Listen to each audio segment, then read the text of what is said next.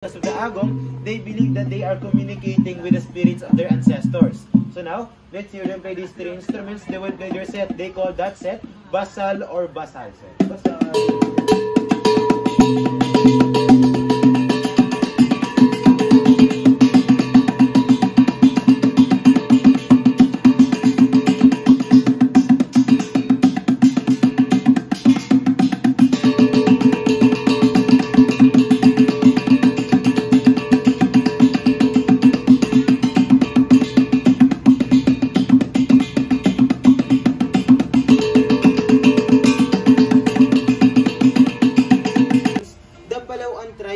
Has their own two-string guitar. This is what they call Kudyapi, or in other dialect, Kudungan. So, before the arrival of the modern guitars, it is considered as one of the first guitar here in the Philippines. So now, let's hear them play the Kudyapi or Kudungan. They will play the music that they call Bagit, or the Bagit means bird song. Birds, okay.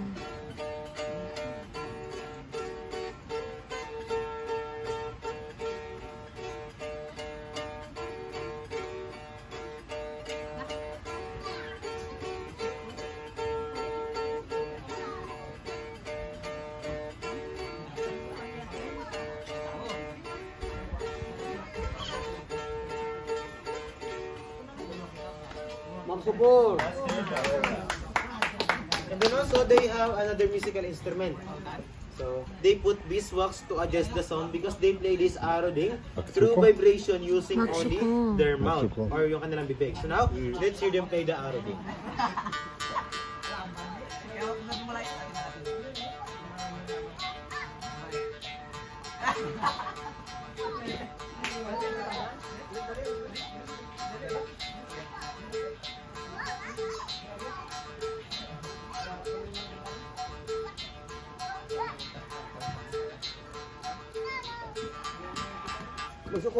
Magsukor.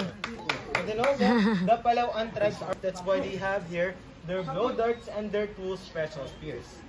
This is what they use for hunting wild pigs in the mountains.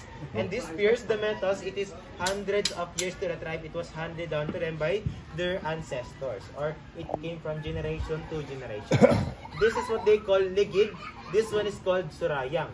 So this one, it looks like a harpoon, but they don't use this for fishing. They use this to trap the target. For example, the wild pig, first they just simply throw the surayang at a distance. And then after that, this metal will pierce, and because of the two hooks, it will get stuck.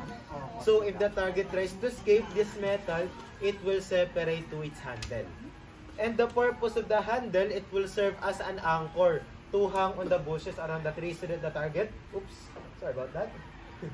So that the target can no longer run. so it can no longer run. And then after that, they will follow up with this one or the ligid to finally kill their target. So they will just tie this up back. Okay. So next also, before the arrival of the bow and arrow, the Palawan tribes have their blow darts. They call that sopukan in their dialect, or in Tagalog, we call it as sumpit. So, before that, using technique that copies the sounds of birds and squirrels. Thank you.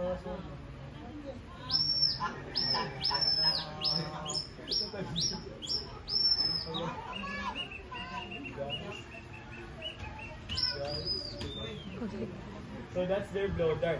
And their whistle. So now, if their target is visible, they will use their blow darts or blow gun. So they will show you how to use that by looking at the target over there.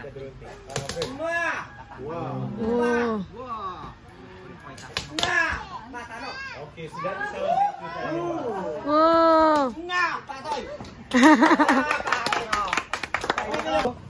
here in the city, we discourage them to hunt because our hunting ground is very limited.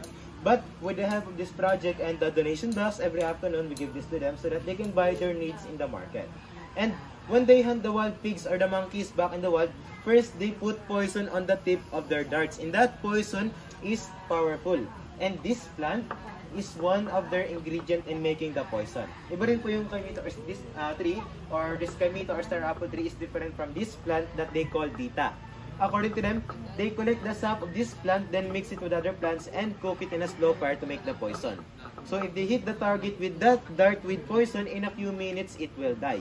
So it will really die. And if they accidentally hurt themselves or you bite that dart with poison, say goodbye as well, because until now they still don't have the antidote for that poison. Hold up. Yes, but don't worry, after they catch the wild pig, they will wash the meat in a running water. Then after that, they can safely eat it. But before they eat that, they will cook it first, okay? So, yes. And then here also, his name is Riquel. Ma'am and Riquel, he will show you how they create fire in the mountains because they have their own unique way of creating the fire. We just 3 materials. So first, he will show you the process. They call that santikan, which means friction. So there we just one strike, we have the smoke visible to that cotton. All they need now is dried leaves to make the fire. So that's their fastest way of creating the fire. The santikan, or again, it means friction. Okay, so this is their native torch in the mountains. And then we just a few blows. There we have the smoke in the beginning, and then after that the fire will come out. This is the 3 materials that they use for creating the fire. Their native cotton. This is their native cotton. Second are the flintstones. Flintstones, and then lastly a piece of metal. Hold up. With these 3 materials, they can create the fire easily and much faster than our lighters or matches. So we have there the fire. Whoa. Use this. That's the process. Okay, so this is their native torch in the mountains. They call this, nalimutan ko ang tawag mo. Okay, so they call this salong. It's made from asap, and then after that, they just cover it with leaves of the tree. And according to the tribes, 1 foot of this torch, like those over there, it can last 3 to 5 nights depending on use.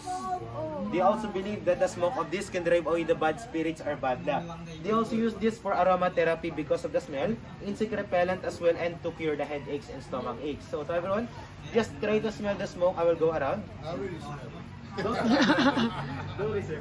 There's no chemical added, just pure sapon. Just try to smell.